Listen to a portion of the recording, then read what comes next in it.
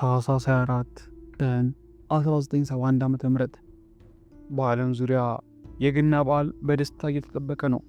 የ17 ዓመቷ ጁሊያን ኮፕኬክ እና እናቷ ማሪያ ደግሞ ወደ አባቷ ዘንድ ለመሄድ ከፔሩ ሊማ ከተማ ተነስተው በላንሳ አውሮፕላን ተሳፈሩ። ጉዟቸው 1 ሰዓት ብቻ የሚፈጅ ነበር። ጁሊያን በወቅቱ ገና የሁለተኛ ደረጃ ትምህርቷን ያጠናቀቀች ወጣት ነበረች። ነገር ግን ያ ደስታ ጉዞ ከጥቂት ደቂቃዎች በኋላ ወደ ሲኦል እንደሚቀየር ማንም አልገመተውም ነበር። ዛሬ በምስጢራዊ ዓለም ከ10,000 ጫማ ከፍታ ተከስክሳ በአማዞን ጫካ ውስጥ 11 ቀናት የታገደችውን የጁሊያንን አስገራሚ ታሪክ እናያለን። ያ አስፈሪው ቅጽበት። አውሮፕላኑ መብረር ከጀመረ ከ40 ደቂቃ በኋላ ሰማዩ በድንገት ጨለመ። መብረቅና ነጎድጓድ አውሮፕላኑን ያናውጠው ጀመር። ተሳፋሪዎቹ ይጮኻሉ፣ ሻንጣዎቹ ከየቦታው ይወድቃሉ። በድንገት አንድ ትልቅ መብረቅ የአውሮፕላኑን ክፍል መታው። ጁሊያን የምታስታውሰው የመጨረሻ ነገር ቢኖር የእናቷን "አሁን ሁሉም ነገር አበቃለት" የሚሉትን ቃላት ነው። በቅጽበት አውሮፕላኑ በአየር ላይ ለሁለት ተሰነጠቀ።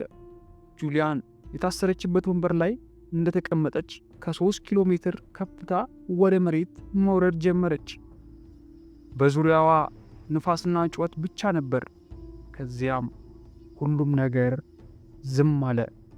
ራሷን ሳተች። በአማዞን ጫካ ውስጥ መቀስቀስ። በነጋታው ጠዋት ጁሊያን ስትነቃ ያለችው ጥቅጥቅ ያለ የአማዞን ጫካ ውስጥ ነው። በዙሪያዋ ዝናብ ይዘንባል። ክንዷ ተቆርጧል። የአጥንት ስብራት ደርሶባታል። አንድ አይኗም ደም ፈሶበት አብጧል። የሚገርመው ግን በሕይወት መኖሯ ነው። የታሰረችበት ወንበር በዛፎቹ ቅጠሎች ላይ አርፎ ስለነበር ውድቀቷን ቀንሶላት ነበር። ጁሊያን እናቷና ሌሎች ተሳፋሪዎችም መፈለግ ጀመረች። ነገር ግን ከጫካው ድምፅ በስተቀር ማንም የለም። ብቻዋን ተራፊ እሷ ብቻ ነበረች። የ11 ቀናት ትግልና የጫካው እውቀት። ጁሊያን የታደለችው አንድ ነገር አለ። ወላጆቿ የጫካ ተመራማሪዎች ስለነበሩ ጫካ ውስጥ እንዴት መኖር እንደሚቻል አስተምሯታል። መጀመሪያ ጫካ ውስጥ ከረሜላ ብቻ አገኘች። ለ10 ቀናት ብቸኛ ምግቧ እሱ ነበር። ሁለተኛ ውሃ ካገኘሽ ወንዙን ተከተይ፣ ወንዝ ወደ ሰው ያደርሳል የሚለውን የአባቷን ምክር አስታወሰች። ትንሽ የምንጭ ውሃ አገኘችና መከተል ጀመረች። አስፈሪው ፈተና ቁስሏ ውስጥ ዝንቦች እንቁላል ጥለውባት ትሎች በቁስሏ ውስጥ ይርመሰመሱ ነበር። ህመሙ ሊታገሱት የማይችል ነበር። እባቦች፣ አዞዎችና ነብሮች ባሉበት ጫካ ውስጥ በባዶ እግሯ ተጓዘች። ታምራዊው መዳን። በ10ኛው ቀን ጁሊያን ድካም አሸነፋት። ልክ ተስፋ ልትቆርጥ ስትል በወንዙ ዳር አንዲት ትንሽ ጀልባ አየች። መጀመሪያ አይን ቅዠት ነው ብላ ነበር። ነገር ግን ወደ ጀልባው ስትጠጋ የቤንዚን ሽታ ሸተታት።